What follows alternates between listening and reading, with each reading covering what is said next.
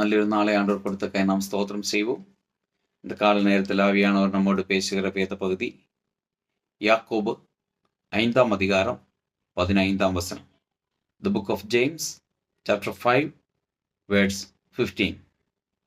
அப்பொழுது விசுவாசமுள்ள ஜெபம் பிணையாளையே இரட்சிக்கும்.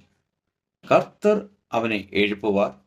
அவன் பாவம் செய்தவனானால் அது அவனுக்கு மன்னிக்கப்படும்.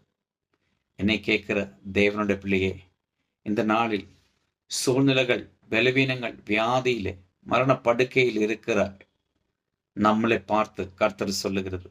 அநேக குடும்பங்களிலே வியாதியோடு பலவீனத்தோடு இருக்கிறவர்கள் இருக்கிறாங்க. அதிலிருந்து எப்படி ஒரு விடுதலை வருது நம்மளுக்கு தெரியாம தவித்து கொண்டு இருக்கிறோம்.